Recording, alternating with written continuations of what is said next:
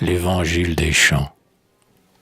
Or, fuyant Israël, terre ingrate et jalouse, souvent, dans le désert, Jésus avec les 12, sachant que, selon Dieu, son jour n'est pas venu, cherchait la paix, s'habillant aux cités inconnues. Cette paix du désert pleine d'austères fêtes, où, de même, souvent, s'exilent les prophètes, sans que la foule encore s'excite à les haïr, loin de son vain tumulte, ils ont besoin de fuir. Car ce n'est qu'au désert, au jour de la nature, que la parole en nous luit plus vive et plus pure.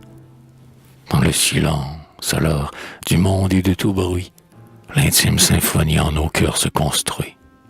L'âme, ayant écarté ce que l'homme interpose, entend la voix de Dieu sortir de toutes choses, puis au flot infini du rocher débordant, et parle à Jéhovah dans le buisson ardent.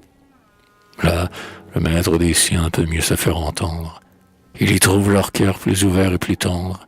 Là, par 1000 tableaux et par 1000 chansons, la nature, où Jésus, aidait à vos leçons, y prêtait, y mêlant de radieux symboles, la vie et la couleur aux mystiques paroles.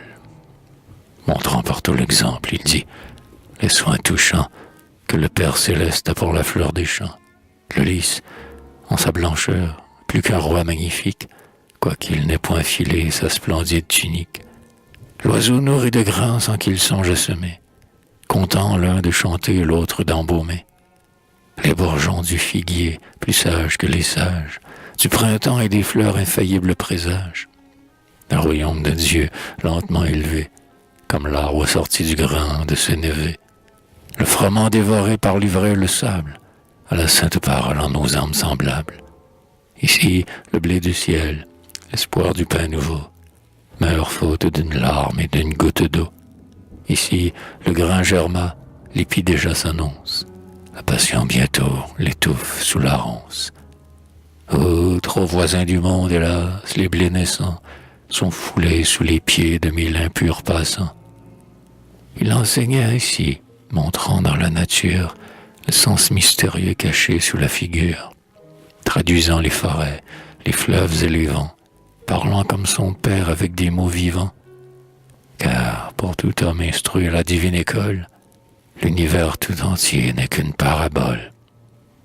La nature, ô mon Dieu, pleine de votre esprit, porte aussi sur son front un évangile écrit.